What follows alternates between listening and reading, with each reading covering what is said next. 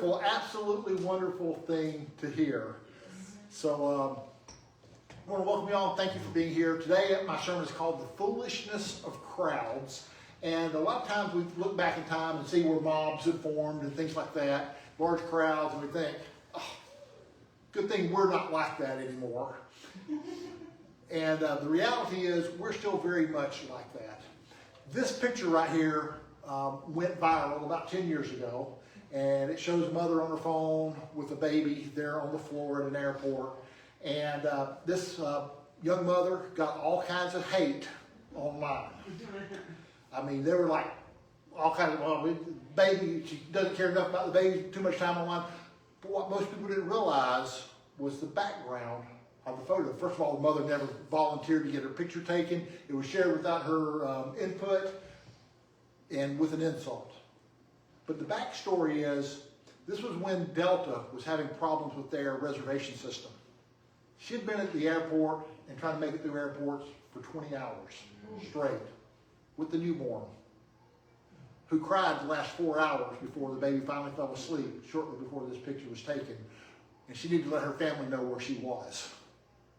So that's the picture. People just saw the picture and immediately became a mob. There's an online mob to condemn her without knowing the story behind it. So that's not the only time you've seen online mobs form lately. In the last 10 years, it's a common thing. But there are also examples in the Bible where crowds turn into mobs. One of them, Paul was in the city of Ephesus, and all of a sudden, this crowd turned into a mob, and they wanted to kill him. And the Roman soldiers actually had to come in and grab Paul out from the riot to keep them from killing him at the time. Lot in Sodom, when the angels came, all of a sudden a mob formed around the house, and the angels had to intervene. And Jesus, even in his hometown of Nazareth, the crowd, his hometown turned against him, took him to the edge of the hill to throw him off the hill. So Jesus walked through the crowd, but there was a crowd that turned into a mob there, even in his hometown. There's two other examples I want to look at in Jesus' life where the crowds turned against him. One of them is John chapter 6. John chapter 6 starts with Jesus feeding 5,000 people with a mere 5 fish or 5 loaves of bread and 2 fish. And Charlie Churchmouse long ago told a story about that had to be tuna fish sandwiches he was serving because those go a long way. But Jesus had fed 5,000 people with just 5 loaves and 2 fish. And I'd love to have seen that miracle. If there was any miracle in the Bible that I would have physically have loved to see, I just wanted to see how Jesus was breaking that bread apart and was feeding that many people with it. And here's how the people responded to that miracle. After the people saw the sign Jesus performed, they began to say, surely this is the prophet who is to come into the world. Jesus, knowing that they intended to come and make him king by force, withdrew again to a mountain by himself. So the crowd was all behind Jesus. They're like, go Jesus, we're Team Jesus. They had an agenda. They wanted a king. They wanted someone to drive the Romans out. So that's the Jesus they wanted. They wanted a Jesus to drive the Romans out. Still in John chapter 6, the end of the exact same chapter, it goes, from this time, many of his disciples turned back and no longer followed him. You do not want to leave too, do you? Jesus asked the 12. Simon Peter answered him, Lord, to whom shall we go? You have the words of eternal life. We have come to believe and know that you're the Holy One of God. So here within one chapter, you have a whole bunch of people come to follow Jesus. By the end of the same chapter, the crowd had turned away and turned against him. So this was just a short period of time in John chapter 6, one chapter in the Bible. Going from, please be our king, to, we don't want to follow you. Popular opinion can shift quickly. Mass hysteria can set in on groups of people. And one example of mass hysteria is the dancing plague of 1518 in Strasbourg, France. All of a sudden, here in this one small village in France, about 400 people started dancing. And they started dancing continuously. For weeks, they never stopped dancing. So it was called the dancing plague. that hit the town. About 15 people died of dehydration, heart attacks, strokes, and exhaustion. So it was just, I think a dancing plague would be a cool thing to have in a movie. But in Strasbourg, France, they took it way too far. It was an example of mass hysteria setting in where the crowd, all of a sudden, everybody in the crowd wanted to dance. So that's what the dancing plague of 1518 was. If anybody ever he talks about the dancing plague of 1518, you now know what they're talking about. But this is just where mass hysteria floats around and gets and hits people. Just like mass hysteria can set in and crowds can change, the crowds changed during Holy Week. The week started with the crowds shouting, Hosanna, and blessed is he who comes in the name of the Lord. It ended with Jesus being crucified on the cross when the crowds turned against him. There were a lot of different people in the crowds that day. And I want to read some passages from the crowd. Notice who was in the crowd in these passages. Here's the first one. The next day, the great crowd that had come to the festival heard that Jesus was on his way to Jerusalem. They took palm branches and went out to meet him, shouting, Hosanna! Blessed is he who comes in the name of the Lord. Blessed is the King of Israel. Now the crowd that was with them when he called Lazarus from the tomb and raised him from the dead continued to spread the word. Many people, because they had heard that he had performed this sign, went out to meet him. So the Pharisees said to one another, see, this is getting us nowhere. Look how the whole world has gone after him. Look at this crowd. The crowd on Palm Sunday, it consisted of multiple people. One group of people wanted a king to get rid of the Romans. They had an agenda. Just like the agenda in John chapter 6, this agenda, they still want to get rid of the Romans. They wanted Jesus for what Jesus could do for them on getting rid of them, their political opponents. You also had people who were just curious onlookers that heard about Jesus. They just wanted to come see what he looked like, see what was going on with him. And then you had these Pharisees in the crowd who were jealous of Jesus. They didn't like that Jesus had a crowd, that people were leaving them to follow Jesus. Here's another passage. It says, with this, he went out again to the Jews gathered there and said, I find no basis of charge against him. But it's your custom for me to release to you one prisoner at the time of the Passover. Do you want me to release the king of the Jews? They shouted back, no, not him. Give us Barabbas. Now Barabbas had taken part in an uprising. Then Pilate took Jesus and had him flogged. The soldiers twisted together a crown of thorns and put it on his head. They clothed him in a purple robe and went up to him again and again, saying, Hail, King of the Jews! And they slapped him in the face.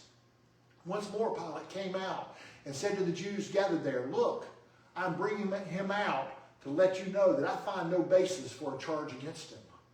When Jesus came out wearing the crown of thorns and the purple robe, Pilate said to them, Here is the man. As soon as the chief priests and their officials saw him, they shouted, Crucify, crucify. So here the crowd had gone from Hosanna, blessed is he who comes in the name of the Lord, to shouting, Crucify. The crowd on Friday, they were angry Pharisees. You had Barabbas. So you think about what Jesus is being accused of and what people wanted out of Jesus. They wanted someone to get rid of the Romans. Barabbas was a man who literally tried to get rid of the Romans. So they chose Barabbas over Jesus, even though Barabbas really was guilty of an insurrection. You had Pilate, who's like, I don't see anything wrong with it. Then you had the Roman soldiers who were a long way from home. They were ready to take out their frustration on Jesus. As they slapped him in the face, they put a crown of thorns on him. They flogged him.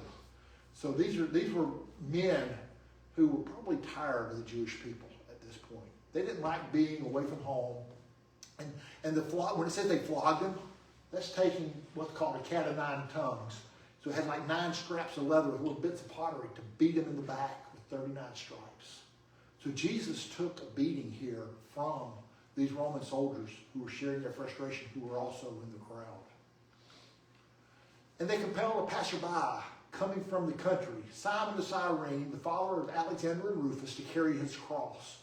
Simon was just a bystander in the crowd, but he was part of the story as well. He carried a cross when there was a need for someone to carry Jesus' cross for him. And it's interesting, it talks about who Simon of Cyrene is. It throws in the point, he's the father of Alexander and Rufus. You're probably wondering, why would Mark say Simon of Cyrene, the father of Alexander and Rufus? It's probably just for evidence. If someone who had not been there and wanted to confirm that the story was true, and they knew Alexander and Rufus, they could go ask him, is this what really happened to your dad? And they'd say, yeah, that's what happened to our dad. And another passage here. When the soldiers crucified Jesus, they took his clothes, dividing them into four shares, one for each of them, with the undergarment remaining. This garment was seamless, woven in one piece from top to bottom. Let's not tear it, they said to one another. Let's decide by lot who will get it. Near the cross of Jesus stood his mother's sister, Mary the wife of Clopas, and Mary Magdalene. When Jesus saw his mother there and the disciple whom he loved standing nearby, he said to her, Woman, here is your son, and to the disciple, here is your mother. From that time on, Jesus took her, or this disciple took her into his home. So here you had a crowd at the cross as well. The cross had Roman soldiers looking for a fast buck. They were dividing his items, and then they said, let's just cast lots for the one good piece here of the clothing. They were looking for a fast buck. They had the disciple he loved, had women who were close to him. Then it also had his mother who was grieving, because his mother was going through pain and sorrow with the loss of her son at this time. So you had a lot of people in these different crowds throughout Holy Week. Any crowd of people you may have, they're filled with people of all kinds of things going on in their lives. So think back to the story. Who are you like in the story? Are you a person with an agenda? I want Jesus to do this for me, or I want this done? Just a curious bystander. Somebody may be watching on Facebook. It's just like, well, let's see what's going on here with a Facebook Live. Are you a condemned person?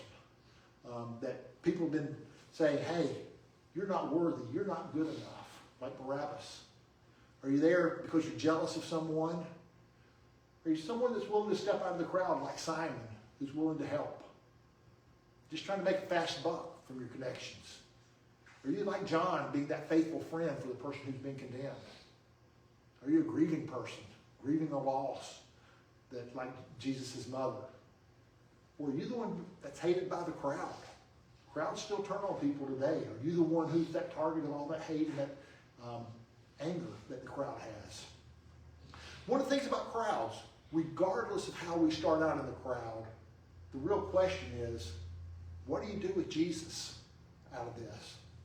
Even though the crowd had turned against him, even though the crowd had shouted, crucify, crucify, Jesus' response to the crowd was, Jesus said, Father, forgive them, for they do not know what they are doing. So whoever you are in the crowd, there is forgiveness for you.